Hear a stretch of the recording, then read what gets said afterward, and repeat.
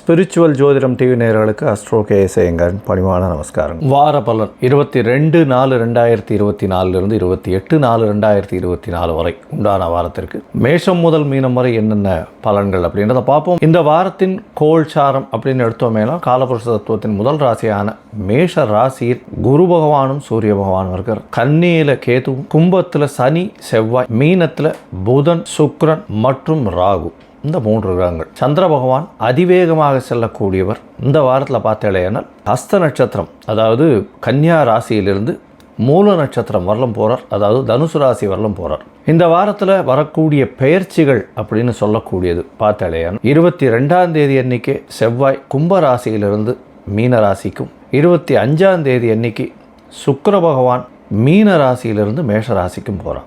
இது இந்த வாரத்தினுடைய கோல்சார். இந்த வாரத்தில் வரக்கூடிய விசேஷ நாட்கள் அப்படின்னு பார்த்தோமே ஆனால் 23ஆம் தேதி, அதாவது செவ்வாய்க்கிழமை அன்னைக்கு பௌர்ணமி. இந்த பௌர்ணமியினுடைய விசேஷம் கள்ளழகர் ஆற்றுல இறங்கிறது பெரிய விசேஷம். அதாவது மதுரை மாநகரமே மிகப்பெரிய விழா கோலம் பூண்டு இருக்கக்கூடிய காலகட்டம். தண்ணியை ஒருத்தருக்கு ஒருத்தர் பீச்சி அடிக்கிறதும் கள்ளழகர் ஆற்றுல இறங்கிறது பெரிய விசேஷமாக கொண்டாடப்படுறது. மீனாட்சி சுந்தரேஸ்வரர் கல்யாணத்தை போய் பார்க்கறதுக்கு போகக்கூடிய கள்ளழகர் ஆற்றுல இறங்கி போகிறார். அது தவிர பௌர்ணமி அன்னைக்கு வாஸ்து நாள் 24ஆம் தேதி அன்னைக்கு திரிதினஸ்பிறகு அப்படின்னு போட்டிருக்கும். அதாவது ஒரே ஒரு திதி 3 நாட்கள் வர்றது, இல்லைன்னா 3 திதி 1 நாட்களில் வர்றது திரிதினஸ்பிறகுன்னு சொல்லக்கூடியது. அது கரிநாள்னு சொல்லுவா. இன்னைக்கு 24ஆம் தேதி அன்னைக்கு பிரதமை திதி 3 நாட்கள் வருது. அதாவது முதல் நாள்லேயே பிரதமை ஆரம்பிச்சுடுறது. சூரியன் உதயத்துக்கு முன்னாடியே பிரதம ஆரம்பிச்சுடுறது. சூரியன் உதிச்சு 60 நாழிகையும் இருக்குது. அதுக்கு அடுத்த நாளில் 1 நாழிகை 2 நாழிகை இருக்குது. அதனால் 3 நாள் கணக்கு வர்றதுனால திரிதினஸ்பிறகுன்னு பேர். இந்த நாளில் 24ஆம் தேதி அன்னைக்கு கரிநாள்னு போட்டிருக்கும். எந்த ஒரு சுப காரியங்களும் பண்ணாமல் இருக்கிறது நல்லது. 27/4/2024 சங்கட ஹர சதுர்த்தி, அதாவது தேய்பிறை 4ஆம் நாள், அதாவது வளர்பிறையிலும் தேய்பிறையிலும் வரக்கூடிய 4ஆம் நாள் சதுர்த்தின்னு விநாயகருக்கு மிகப்பெரிய விசேஷம். இதில் தேய்பிறையில் சங்கடங்களை போக்கக்கூடியது, வளர்பிறையில் வர சதுர்த்தின்னு சொல்லக்கூடியது. பிள்ளையார் கோயிலுக்கு போயிட்டு ஒரு 9 பிரதட்சணம் பண்ணிட்டு தோப்பு கண்ணம் போட்டு ஒரு தேங்காய் உடைச்சிட்டு வர்றதன் மூலியமாக உங்களுக்கு உண்டான எல்லா விதமான பிரச்சனைகளும் போகும். 28ஆம் தேதி அன்னைக்கு வராக ஜெயந்தி அப்படின்னு போட்டிருக்கும். இந்த வாரத்தில் சந்திராஷ்டம, அதாவது ராசிகள் எதுன்னு பார்த்தோம்னா கும்பம், மீனம், மேஷம், ரிஷபம், இந்த 4 ராசிகளுக்கு சந்திராஷ்டம். உங்களுக்கு அஸ்ட்ராலஜிக்கல் கன்சல்ட் தேவைப்பட்டதே ஆனால் நீங்கள் என்னுடைய மொபைல் நம்பர் கீழே ஸ்காலிங்கில் போயிட்டுருக்கும். நீங்கள் எனக்கு ஃபோன் பண்ணுங்க. உங்களுடைய date, time, place of birth, name, உங்களுடைய பேரண்ட்ஸ் நேம் அனுப்பி வைங்க. என்னுடைய கட்டணம் என்னன்னு சொல்கிறேன். அதற்கு பிறகு உங்களுக்கு அப்பாயின்மெண்ட் தரேன். அதற்கு ஏற்ற மாதிரி நம்ம உங்களுடைய பிரச்சனைகள் என்னன்றதை பார்த்து, சந்தி இருக்கா, தசா சந்தி, நட்சத்திர சந்தி, லக்ன சந்தி ஏதாவது இருக்கான்றதையும் பார்த்துட்டு, உங்களுடைய தசாபுக்தி அந்தரம் சூக்ஷ்மம் எப்படி இருக்குன்றதை பார்த்துட்டு, இன்றைய கோல்சார பிரகாரம் என்னென்ன பலன்கள், எதனால் பிரச்சனைகள்ன்றதை பார்த்துட்டு எளிய பரிகாரம் என்ன அப்படின்றதையும் சொல்கிறேன். இப்போ மேஷம் முதல் மீனம் வரை 22/4/2024 28/4/2024 வரை உண்டான வாரத்திற்கு என்ன பலன்னு பார்க்கலாம். கன்னி, உத்தரம், ஹஸ்தம், சித்திரை இந்த 3 நட்சத்திரம் 9 பாதங்களை கொண்ட ராசி. ராசியின் அதிபதி புத பகவான் ராசிக்கு சப்தமத்தில் நீச்சம் பெற்று நீச்ச பங்கம் அடையக்கூடிய காலகட்டமாக இருக்கு. நீங்கள் நினைத்த காரியத்தில் வெற்றி பெறக்கூடிய வாய்ப்புகள் உண்டு. உங்களுடைய ராசிக்கு 8, 7, 8 அதிபதிகள் பரிவர்த்தனையாக இருக்கிறது பெரிய ஏற்றம். இந்த வாரம் 22/4/2024 28/4/2024 வரலை உண்டான வாரத்தில் செவ்வாய் பகவான் உங்களுடைய ராசிக்கு சப்தமத்தில் இருந்து 7, 8 பரிவர்த்தனை வர்றது பெரிய ஏற்றம். புதனோடு சேர்ந்து ஆட்சி பெற்ற குரு பரிவர்த்தனையில் இருக்கிறதுனால புத பகவான் நீச்சப்பட்டிருந்தாலும் சுக்கிர பகவான் உச்சப்பட்டு போயிருந்தாலும் இதன் மூலியமாக நீச்ச பங்கம் அடைகிறது பெரிய ஏற்றத்தை கொடுக்கக்கூடிய காலகட்டமாக இந்த வாரம் அமைகிறது. இந்த வாரத்தில் பார்த்தீங்கன்னா உங்களுடைய ராசிக்கு 6ஆம் இடத்துல சனி பகவான் இருக்கிறதுனால எல்லா விதமான வெற்றிகளும் சேரும். எதிரிகள் அற்ற நிலை இருக்கக்கூடிய காலகட்டம். இருந்தாலும் எதிரிகள் இருப்பார்கள், எதிரிகள் அற்ற நிலை இருக்கக்கூடிய காலகட்டமாக இருக்குது. தவறான முடிவுகளுக்கு கொஞ்சம் வழிவகுக்கும். ஏன்னா யாருமே எதிரிகள் இல்லை அப்படின்னு நினச்சிட்டு நானே ஓவர் கான்ஃபிடென்ஸில் போகக்கூடிய பாக்கியம் உண்டு.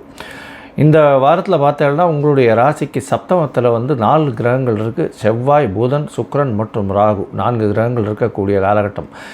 சுக்கிரன் உச்சம் பெற்று போயிருக்கார். 2ஆம் அதிபதி 9ஆம் அதிபதி உச்சம் பெற்று போயிருக்கிறது பெரிய விசேஷம். ராசிநாதன் 10ஆம் அதிபதி 9-10 அதிபதி சேர்ந்திருக்கிறதுனால தர்மகர்மாதிபதி யோகம்னு சொல்லக்கூடியது.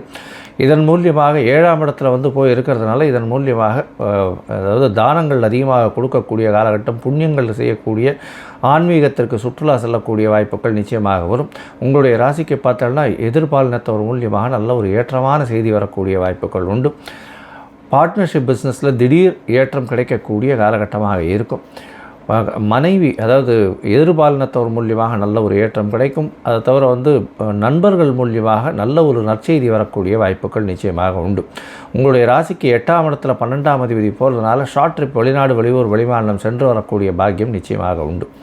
ஏன்னா சூரிய பகவான் உங்களுடைய ராசிக்கு 12ஆம் அதிபதி 8ஆம் இடத்துல போய் இருக்கிறது ஷார்ட் ட்ரிப் போகக்கூடிய வாய்ப்புகள் நிச்சயமாக இருக்கும்.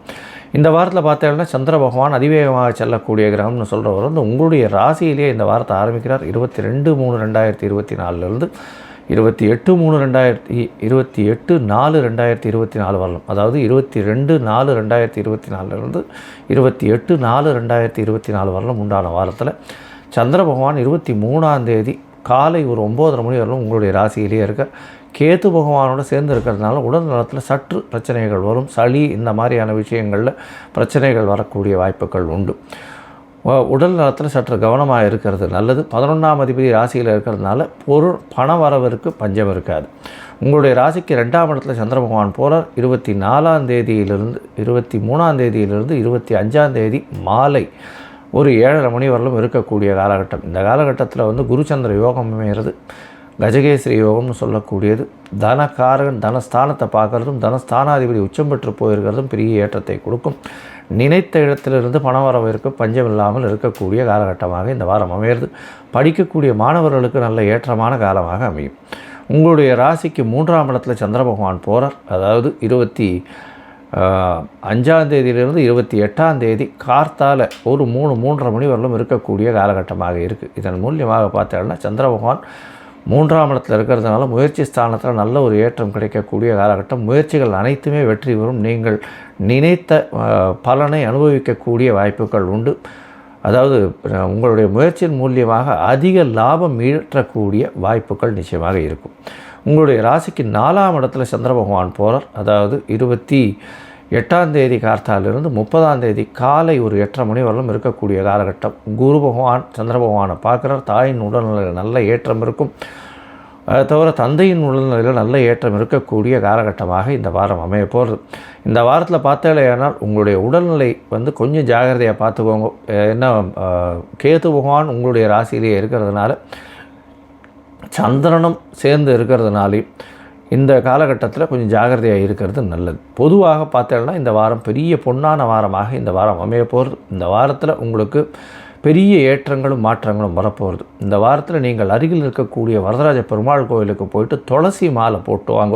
பச்சை பயிறு தானம் கொடுத்துட்டு வர்றதன் மூலியமாக உங்களுக்கு இந்த வாரம் பெரிய ஏற்றத்தை கொடுக்கக்கூடிய காலகட்டமாக இருக்கும். இந்த வாரத்தில் இந்த கார்பெண்டர்ஸு, அதை தவிர வந்து கலை துறையில் இருக்கிறவங்க, ஆர்ட் டைரக்டர்ஸு, ஃபிலிம் டைரக்டர்ஸு, அதை தவிர வந்து டெக்னீஷியன், பாட்டு பாடக்கூடியவர்கள், இன்ஸ்ட்ருமெண்டல் மியூசிக் வாசிக்கிறவாளுக்கெல்லாம் நல்ல ஒரு ஏற்றமான காலமாக இந்த வாரம் அமைய போகிறது.